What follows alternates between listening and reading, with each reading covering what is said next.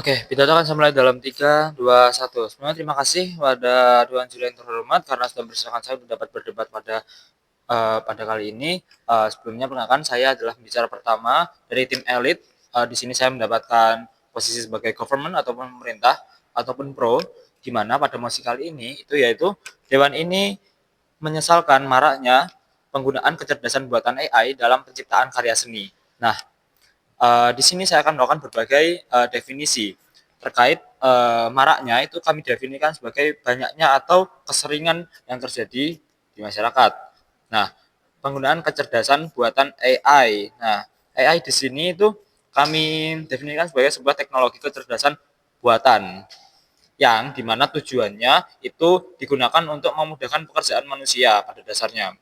Lalu eh, dalam penciptaan karya seni. Nah, penciptaan itu sendiri adalah sebuah pembuatan atau membuat suatu hal yang baru. Dengan karya sendiri kami definisikan sebagai suatu hal yang diciptakan secara eh, baru oleh manusia guna berbagai fungsi, salah satunya sebagai sarana estetika, kesenangan, bentuk identitas maupun bagaimana cara seseorang dalam berpikir dengan diimplementasikan melalui karya seni tersebut. Nah, di sini kami akan melakukan limitasi karena kami sebagai pihak pemerintah supaya jalan perdebatan KI ini dapat berjalan dengan lancar, maka dari itu kami melakukan limitasi pada bagian karya seninya, di mana karya seni yang akan kita perdebatkan kali ini adalah karya seni gambar digital atau ilustrasi digital seperti lukisan, potret, poster, dan lain hal sebagainya yang berupa ilustrasi. Nah, di sini pada mosi kali ini kami menemukan sebuah urgensi, di mana urgensinya Dewan Juri yang terhormat itu banyak kreator, banyak seniman yang merasa kreativitas dan esensi dari sebuah karya seni sendiri ataupun ilustrasi digital tadi yang kami kontekskan itu hilang dikarenakan adanya AI ini sendiri dan berkurangnya mata pencaharian dari kreator itu sendiri.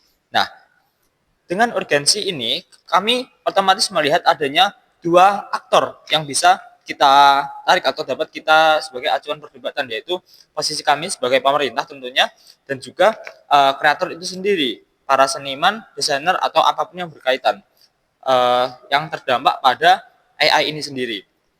Nah, di sini kami menemukan beberapa aspek di mana di sini saya akan menjelaskan aspek psikologis. Teman saya nanti atau rekan saya nanti akan menjelaskan di aspek lain, di aspek ekonomi dan juga sosial.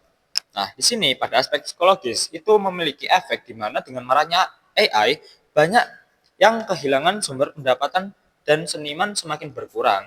Efeknya itu dikarenakan tuntutan ekonomi yang membuat mental mereka itu terganggu. Mental mereka terganggu dikarenakan mereka tuh merasa esensinya udah hilang, seni kok seperti ini, sekarang banyak yang tidak menggunakan jasa saya, mereka lebih memilih AI, yang sehingga dikarenakan uang mereka semakin berkurang, pendapatan mereka berkurang, membuat insting bertahan hidup mereka itu terpaksa harus uh, di kita harus pindah. Kita nggak bisa kalau jadi seniman aja, kita nggak bisa hidup. Gimana anak istri kita dan keluarga kita ataupun diri kita sendiri untuk bertahan hidup, sehingga mereka meninggalkan pekerjaannya. Pada aspek psikologisnya sendiri, pada short time ataupun jangka pendek itu saya rasa di sini itu mereka akan mulai merasa kehilangan esensi dari pekerjaannya itu sendiri, yaitu kenapa aku jadi seniman, karena seniman itu dirasa sudah tidak relevan untuk digunakan pada zaman sekarang karena sudah adanya AI itu sendiri. Nah, pada efek jangka panjangnya sendiri dikarenakan itu tadi mulai banyaknya orang merasa, para seniman merasa aku sudah tidak diperlukan di sini, itu efek paling buruknya itu jika mereka masih bertahan dengan idealisme mereka, mereka masih ingin jadi seniman, mereka bisa jadi stres berkelanjutan yang akan menimbulkan sampai bunuh diri juga.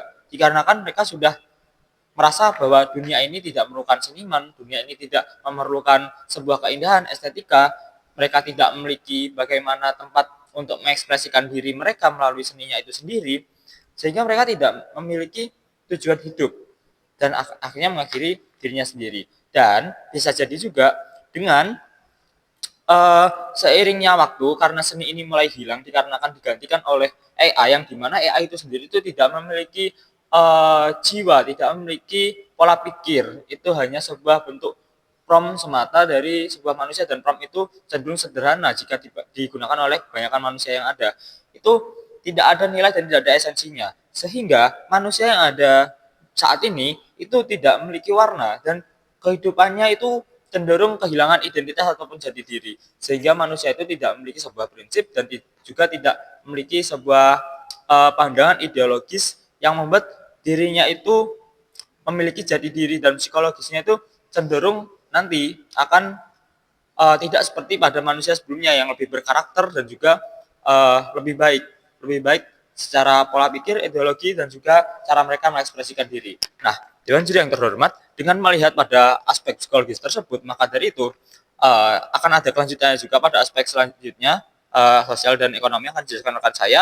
Di sini saya akan menawarkan sebuah mekanisme di mana posisi kami sebagai pemerintah, dikarenakan adanya penyesalan atas maraknya penggunaan kecerdasan buatan AI dalam penciptaan karya seni, kami memberikan mekanisme berupa sebagai kami pemerintah itu akan melakukan sebuah sosialisasi terkait tentang penggunaan AI dan hak cipta pada kreator. Nah, selain sosialisasi ini, kami juga akan melakukan pelatihan terkait bagaimana penggunaan AI yang benar kepada para kreator ini dan bagaimana tata cara melakukan hak cipta. Nah, hak cipta ini sendiri itu berfungsi untuk apa? Untuk mempatenkan karya seni mereka, mulai dari pattern, mulai dari corak-coraknya. Jadi mereka itu tetap memiliki karya seni itu sendiri. Sehingga jika ada orang lain yang menggunakan karya seni itu, otomatis mereka dapat dilaporkan hak patennya, dan mereka dapat mengajukan merasa kompensasi atau merasa dirugikan seperti itu, dan bisa dibawa ke pengadilan. Jadi mereka tetap merasa aman, dan pekerjaan ini tetap terjaga. Jadi seniman tetap ada di dunia ini. Nah, lalu dengan mereka mampu memanfaatkan AI, pekerjaannya mereka menjadi lebih ringan, pendapatan mereka lebih banyak, tanpa kehilangan esensi seni itu sendiri, karena itu merupakan hasil dari buah idenya sendiri. Itu saja yang dapat saya sampaikan. Kami dari government, kami bangga. Maka dari itu, kami setuju bahwa Dewan ini menyesalkan maraknya penggunaan kecerdasan buatan AI dalam penciptaan karya seni. Sekian, terima kasih.